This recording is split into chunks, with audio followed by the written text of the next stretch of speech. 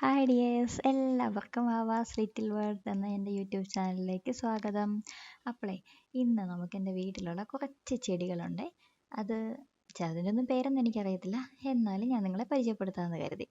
ഈ ആദ്യം കാണുന്ന ചെടിയാണ് ടെക്കാമോ. ഇതിൻ്റെ പല പല ഇനത്തിലുള്ളതുണ്ട്. പക്ഷേ ഇത് ഒരു ഓറഞ്ച് കളർ വരുന്ന ഒരു ഫ്ലവറാണ്. നല്ല ഫ്ലവറാണ്. പക്ഷെ ഒരു നെഗറ്റീവ് ഉള്ളതെന്ന് വെച്ചാൽ അധികം നാൾ നിൽക്കത്തില്ല, പെട്ടെന്ന് തന്നെ പോകും. ഇങ്ങനെ കൊലകുത്തി വിരിയും, പക്ഷെ 2 ദിവസത്തിൽ കൂടുതലൊന്നും നിൽക്കത്തില്ല, പെട്ടെന്ന് തന്നെ അതിൻ്റെ പൂവും കൊഴിഞ്ഞു പോകും.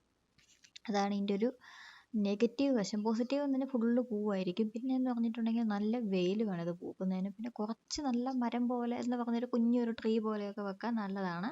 സ്ഥലമൊക്കെ ഉള്ളവർക്കാണെങ്കിൽ നിലത്തൊക്കെ ഇറക്കി വെച്ചിട്ട് ട്രീ പോലെ വെട്ടിയിടാനാണെങ്കിൽ സൂപ്പർ ഒരു ചെടിയാണ് കേട്ടോ ടെക്കാമോ. അധികം വിലയൊന്നുമില്ല. നമ്മളിവിടെ അടുത്തൊരു നഴ്സറിയിൽ നിന്നാണ് മേടിച്ചത്. എത്രയായിരുന്നു, 60 രൂപയും കണ്ടായിരുന്നു. പക്ഷെ പെട്ടെന്ന് പൂ കിട്ടും. ഒന്ന് മേടിക്കുമ്പോഴും പൂവുണ്ട്, പിന്നെ അങ്ങ് സ്ഥിരം. പിന്നെ ഒരു ചെറിയ കമ്പൊടിച്ച് വെച്ചാൽ പോലും ചുറ്റും പിടിച്ചോളും. ഇതിൻ്റെ പേരെനിക്കറിയത്തില്ല കേട്ടോ. ഇത് നിറച്ച് പൂവുള്ളൊരു ചെടിയാണ്. ഒരു പിങ്ക് കളറുള്ള പൂവ്. അതിൻ്റെ പേരെനിക്കറിയത്തില്ല. പേരറിയുന്നവരുണ്ടെങ്കിൽ പറഞ്ഞു തരണേ. ഇതും ഇങ്ങനെ ഫുള്ള് പൂവാണ്. പക്ഷേ ഇതിനെന്തോ ഇപ്പം എന്തോ ആ ചെടിക്ക് എന്തോ ഒരു ക്ഷീണം പറ്റിപ്പോയി. ഇതിൻ്റെ കമ്പൊടിച്ച് വെക്കുന്നതും ഇതും കമ്പൊടിച്ച് വെച്ചാൽ പെട്ടെന്ന് തന്നെ ഇതാവും കേട്ടോ, നന്നായിട്ട് പിടിക്കും. പക്ഷെ എന്തോ ഒരു വാട്ടം പറ്റിപ്പോയി, എന്നാന്നറിയത്തില്ല. പക്ഷെ വേരുണങ്ങുന്ന അങ്ങനെയൊന്നുമില്ല. ഇത് പിന്നെ സർപ്പപ്പോള, സ്നേക്ക് പ്ലാന്റ്. ഇതിന് ഒരുപാട് ഗുണങ്ങളുണ്ടെന്നൊക്കെ പറയുന്നു. ഇത് വീടിനകത്തായിരുന്നു, പിന്നെ ഇത്ര വളർന്നപ്പോഴത്തേനും എടുത്ത് പുറത്തോട്ട് വെച്ചു. ഓക്സിജനും ഒക്കെ വരാൻ വേണ്ടി നല്ലതാണെന്ന് പറയുന്നുണ്ട് പ്ലാന്റ്. പിന്നെ ഇത് ബിഗേണിയ. ബിഗേണിയയുടെ 2-3 കളക്ഷൻസേ ഉള്ളൂ. അത് ഉണ്ടായിരുന്നു, പക്ഷെ മഴ ഇങ്ങനെ ആയിട്ട് ചീഞ്ഞു പോയി. ഇത് പിന്നെ CC പ്ലാന്റ്. ചിലതൊക്കെ നന്നായിട്ടറിയാം, പേരറിയാം. ഇത് പിന്നെ ബ്രൈഡൽ ബൊക്കെ. അത് എന്നാ ഇതിപ്പോൾ ഒരു മൂഡ് ഉണ്ടായിരുന്നു, ഇപ്പം പിടിച്ചു വരുന്നതേ ഉള്ളൂ. എന്നാലും കുഴപ്പമില്ല, ഉണ്ട്. പഴയ മൂഡ് ഉണ്ടായിരുന്നത് വാടിപ്പോയി, കരിഞ്ഞു പോയി. പിന്നെ ഇത് വൈറ്റ് ഓർക്കിഡ്. ഇതിൻ്റെ ബ്ലൂ ഉണ്ട്, പിന്നെ യെല്ലോ ഉണ്ട്, ഏതൊക്കെയോ കളറുകളുണ്ട്. ഇപ്പം വൈറ്റ് ഓർക്കിഡ് മാത്രമേ പൂത്തിട്ടുള്ളൂ. ചെടി അങ്ങനെ നോക്കാൻ വേണ്ടി അങ്ങനെ സമയം കിട്ടുന്നില്ല, അതുകൊണ്ട് അതെല്ലാം വിട്ടുപിടിച്ചേക്കുക. ഇത് പിന്നെ യെസ്റ്റർഡേ ടുഡേ ടുമോറോ. ഞാൻ ഈ വീഡിയോ എടുക്കുമ്പോൾ ഇതിനകത്ത് അധികം പൂക്കളില്ല. ഒരു ഉള്ളവർക്കറിയാം, ഒരു ആദ്യം വിരിയുമ്പോൾ ഒരു ലൈറ്റ് വയലറ്റ് ആയിരിക്കും. ലൈറ്റ് അല്ല, ഡാർക്ക് വയലറ്റ്.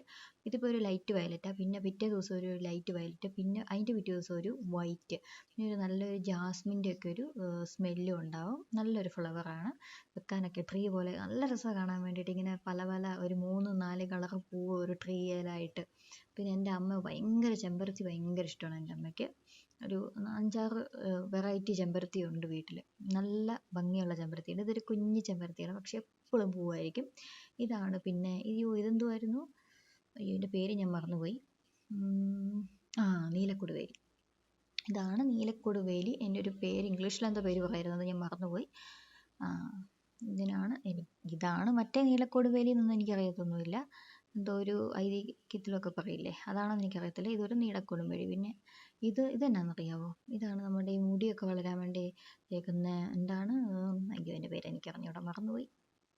അയ്യോ ഇതിൻ്റെ പേരെന്തുമായിരുന്നു?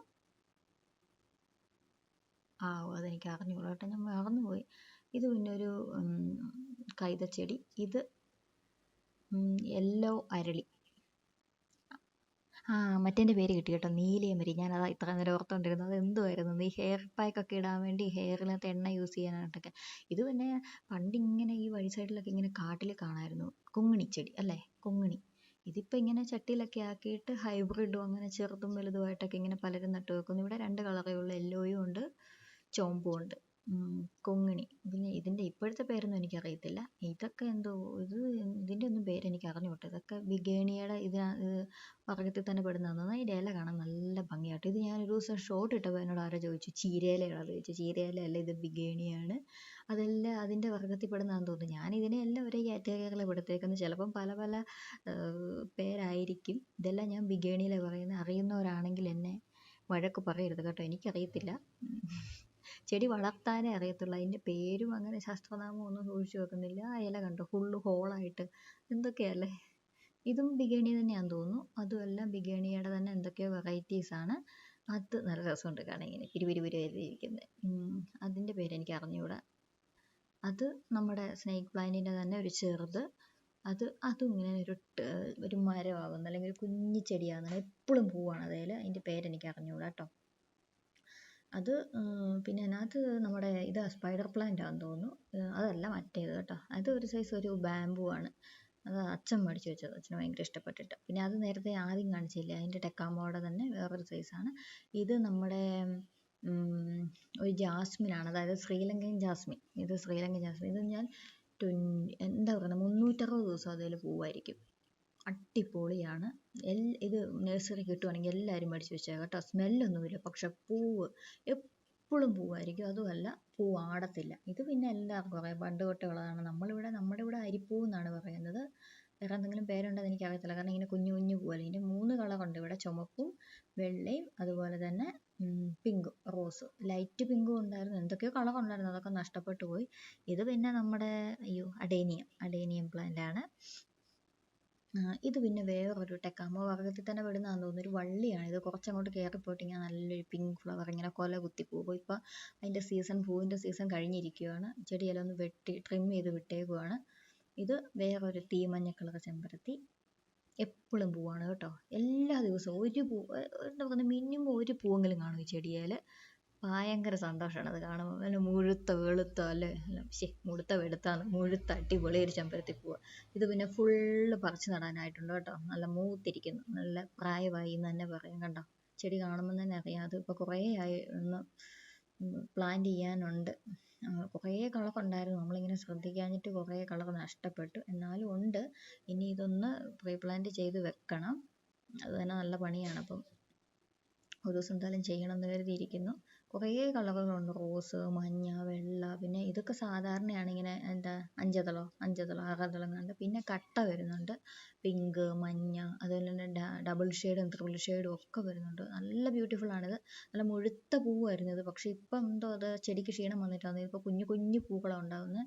എന്നാലും ഉണ്ടാകുന്നുണ്ട്, അത് തന്നെ വലിയ കാര്യം. കാരണം ഫുള്ള് മണ്ണും എല്ലാം മാറ്റി, എല്ലാം ചട്ടിയെല്ലാം ഇതാക്കിയിട്ട് കിളച്ചിട്ടിട്ട് പുതിയ തണ്ടിങ്ങനെ എല്ലാം ഒടിച്ചടിച്ച് നട്ട് വെച്ചാൽ നല്ല മുഴുത്ത പൂക്കളുണ്ടാകും. പക്ഷെ ഇപ്പം എല്ലാം കുഞ്ഞിതാണ്. സാധാരണ നല്ല എന്താ പറയുക, ടേബിൾ റോസ് എന്ന് പറഞ്ഞിട്ട് നല്ല റോസാപ്പൂവിനൊക്കെ ഒരു ഇടത്തരം മുഴുപ്പുണ്ടായിരുന്നു. അത്രയും റോസാപ്പൂവിൻ്റെ അത്രയും ഇല്ലെങ്കിലും സാധാരണ കുഞ്ഞു റോസാപ്പൂ ഇല്ലേ, അതിൻ്റെയൊക്കെ അത്രയും മുഴുപ്പുള്ള ചെടികളായിരുന്നു. പക്ഷെ ഇപ്പം അങ്ങനെ ഉണ്ടാകുന്നില്ല. വെള്ളയൊക്കെ ഉണ്ടായിരുന്നുണ്ട്, പക്ഷെ എല്ലാം ഇപ്പോൾ കുഞ്ഞു ചെടികൾ. ഇനി അതൊക്കെ ഒന്ന് ചട്ടിയൊക്കെ മാറ്റി മണ്ണൊക്കെ ഇളക്കി കൊടുത്ത് അടിപൊളിയായിട്ട് നട്ടു വെക്കണം. അതുപോലെ തന്നെ അതാണ് റോസയും കാണിക്കാത്ത. റോസയും കുറച്ചുണ്ട്, പക്ഷെ ഇപ്പോൾ റോസയെല്ലാം ഉണ്ടോ ഡബിൾ ഷെയ്ഡൊക്കെ.